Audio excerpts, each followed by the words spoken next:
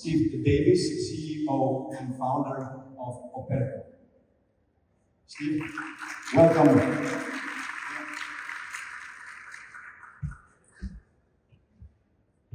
Hello, everyone.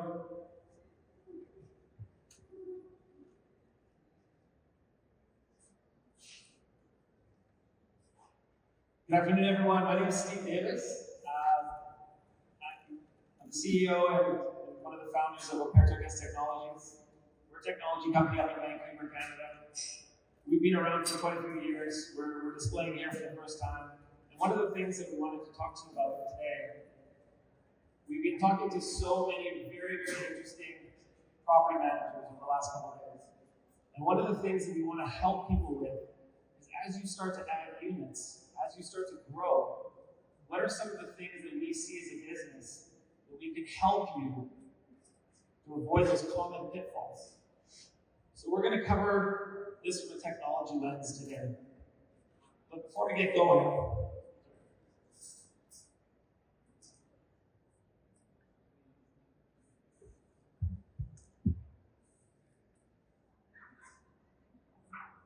I apologize for the English.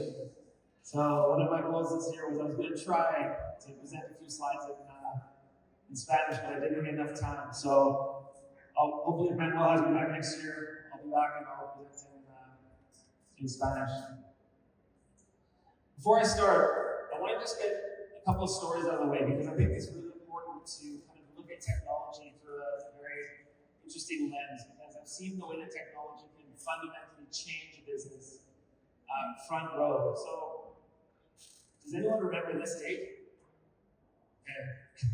It's a bit of an obscure date, but this was a day that fundamentally sort of changed my life. It was sort of one of those days in the technology industry when it sort of changed a lot of people's lives without them actually knowing it. At the time, I was working at Apple. I was living in Johannesburg. I was the head of marketing for Southern Africa for the Apple brand. I was flown to San Francisco, and we were all waiting to be heard that there was this big thing coming. And we were all gathered into this place called the Moscone Center. I snuck up to the front row, second row actually, and I stood there, or sat there, and the moment that I think was one of the moments that it sort of changed the world, when Steve Jobs pulled out the iPhone for the first time, I was literally there. And most of the videos you see on YouTube of that moment are back in my head. But that was a day that we all remember because it was the day when you saw your personal life and your work life smashed together for the first time into one device that was actually usable that you could conduct your life on. But the interesting thing that happened that day wasn't really about the phone. It was that it spawned this ecosystem of applications that allowed us to live our lives. So everyone who has an iPhone, Android in your pocket right now, no one has the same applications on their phone, okay? Because we're all individuals, all super unique, okay? But it all runs off of a common operating system. And what it is on that day was your day-to-day life is now in your pocket. And the technology fundamentally shifted the world. And the shift we're seeing, we saw it in 2007, is very similar to the shift that we're seeing now in vacation rental on the technology side. Traditional, small units, sort of cottage industry is now professionalizing. You're getting huge property management companies that are coming in and being driven by technology. And how you actually implement technology is going to be a huge part of your success. So I'm here today to hopefully help you with that. Fast forward a few years from now on, I was actually on a phone call with my now boss, founder of our company, and we were talking about this Apple moment. And he said, tell me more about it. And we sort of discussed Steve Jobs and all these things. And he said, you know what, Steve, this is really interesting because I just got off the phone with the CEO of IHG Hotels. And he told me that they have 65 vendors that make up their technology stack. 65 vendors. Imagine what a spaghetti bowl looks like. And he said, it's a complete mess. And this is the same at Hilton, it's the same at Marriott, it's the same in the vacation rental industry as well. It's a complete mess. And at that point I said, this is a super interesting conversation, but I don't know who you are because I was interviewing to be the CEO of the company. And he said, my name is Darren. I'm the ex-CEO of Booking.com.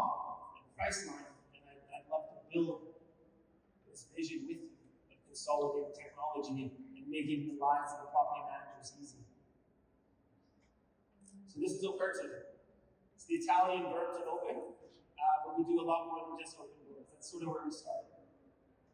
We started with one door, we're now over 40,000 doors, we work in 75 countries. In this room, there's a very diverse range of folks. Some have 5 units, some have 10, some have 500. Okay. But what we do best is we work with everyone with one door to a core. A core has 800,000 doors. And we're the official sort of exclusive digital key provider for core hotels, Fairmont, etc. So these are the things I want to talk about today. How do I help you? How does my team help you to avoid the scale fail? Taking on technology that just doesn't work, overpaying for things, picking the wrong vendors, doing it at the wrong time. Okay, so we're going to talk about the evolving STR landscape, some of the common challenges of scaling. We see everything in all types, shapes, and sizes. Building a technology strategy, because most people that come here to this, behind us here, in this room, and you'll look and you'll say, oh my God, where do I start? I don't know if you knew, but there's 800 PMS systems in the world.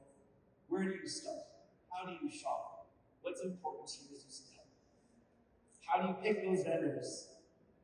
How do you actually implement that technology once you've paid a lot of money for it, right? Nothing is cheap in Calgary, so maybe getting it wrong is actually a very, very big problem. And then I'm going to give you some closing thoughts. So, what do? We look at it exactly like I just described.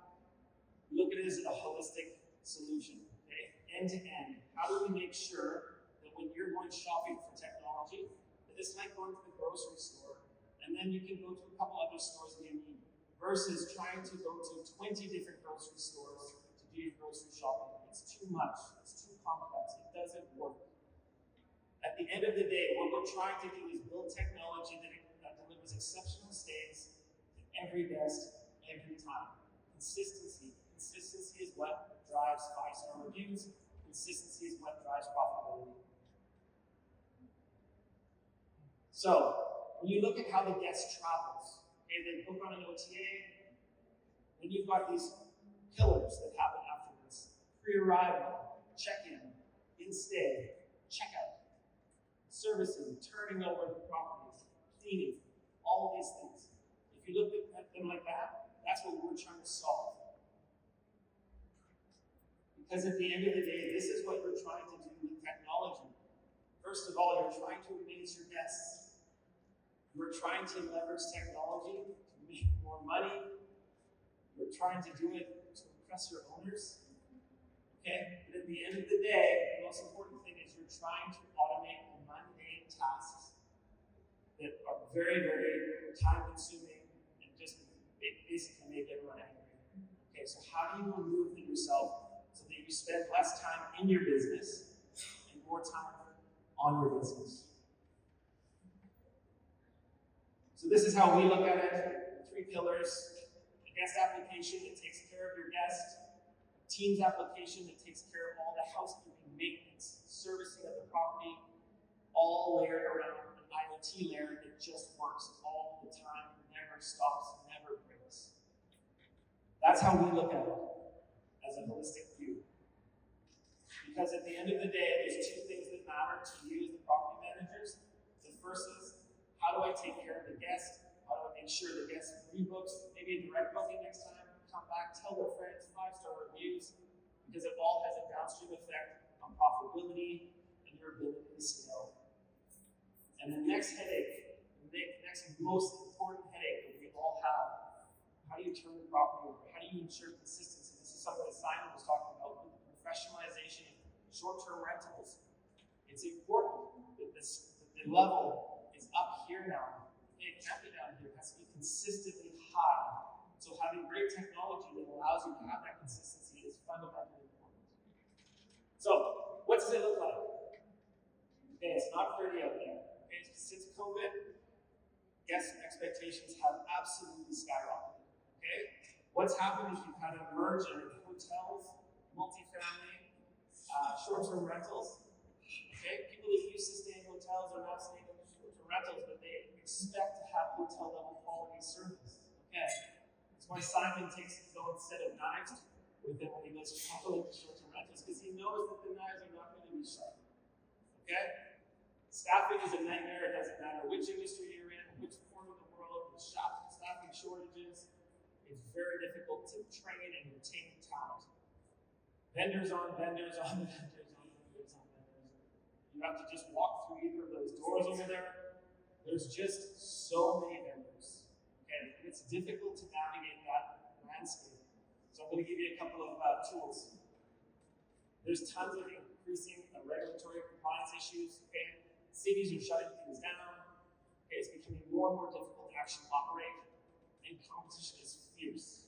And I read a statistic somewhere, I believe it's beyond 20% of all short-term rental managers have gotten into the game in the last 3 years. And so competition is coming into the market. I don't know what it's like in Mexico specifically, but it's becoming more and more competitive. And for those of you who have been in this industry for a long time, the folks who are getting into this are digitally native.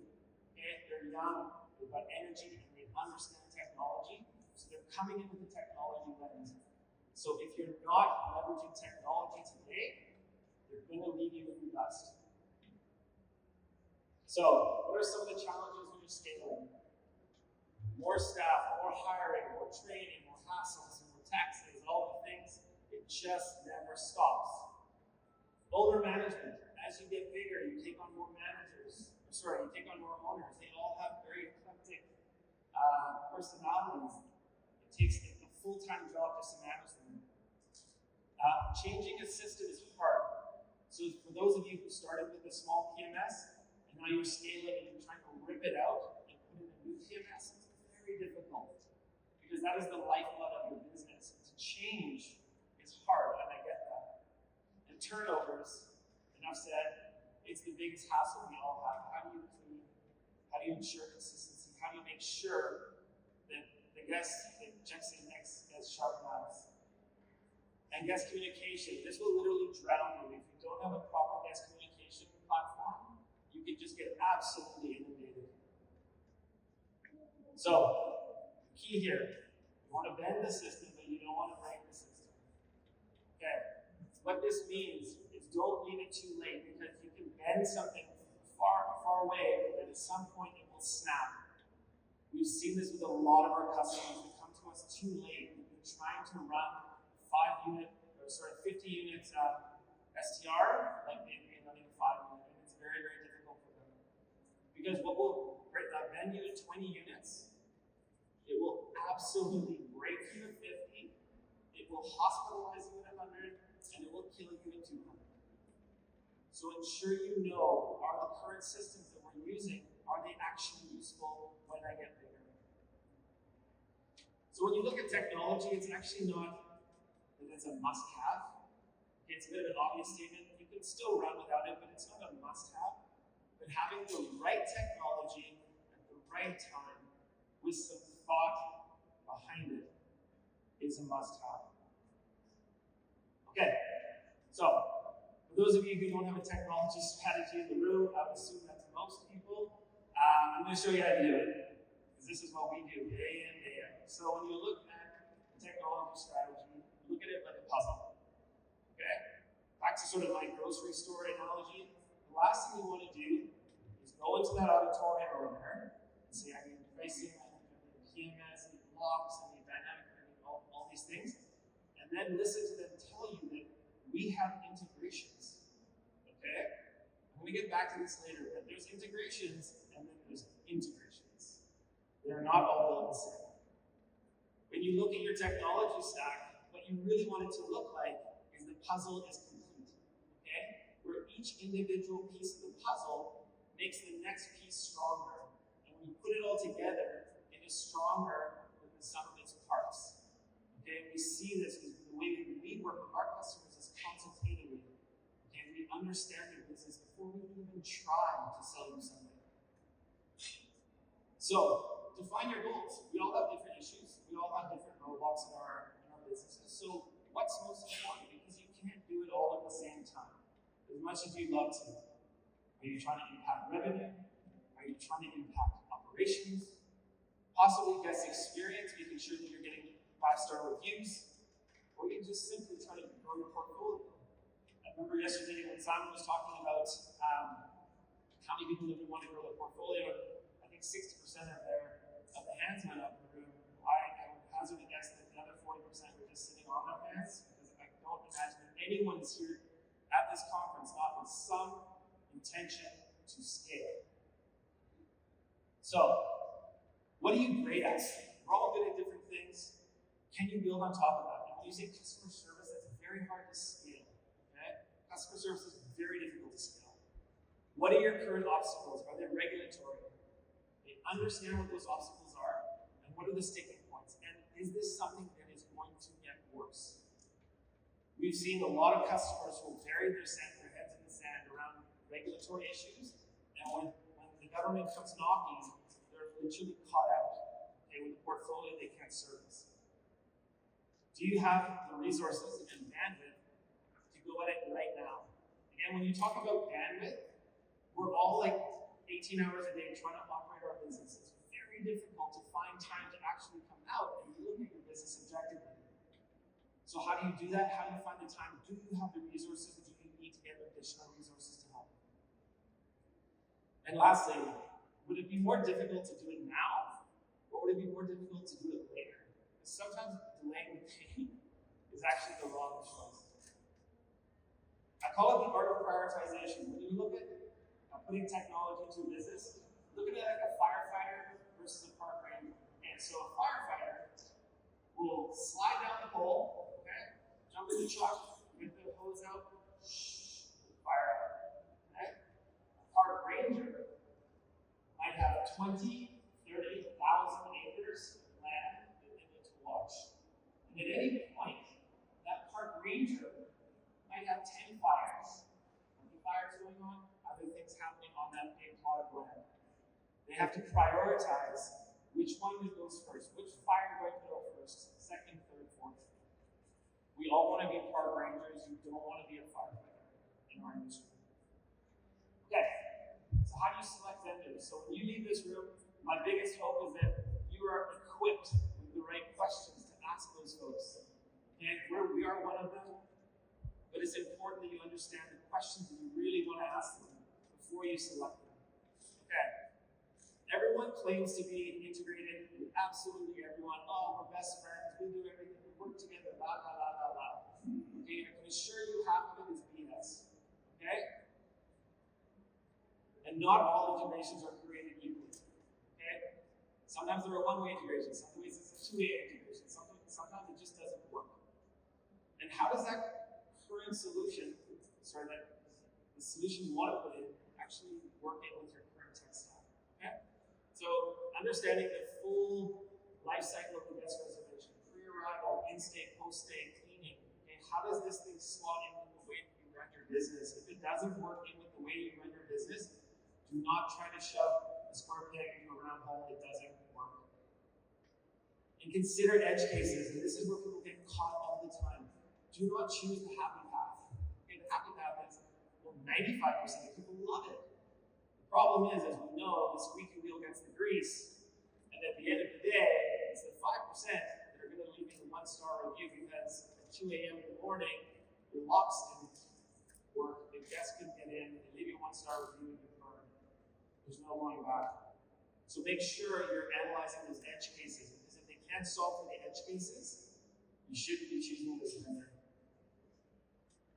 You get what you pay for, and this is one I cannot stress enough. Okay, there's a lot of startups in that room. A lot that will offer you the world. They'll tell you about all the things that they're going to do for you. Oh, we're going to do this and this and this and this. And meanwhile, they have 6 months of cash reserves in the bank. Okay, they might not be in the ExpoRV next year. So really understand, okay, what are they going to do for you? What are they going to prioritize? And sort of understand, are they going to be there when things go wrong? Okay. Everyone will say that they've got great customer support. It's just not true. Okay? Some have customer support on site, some have it in a call center.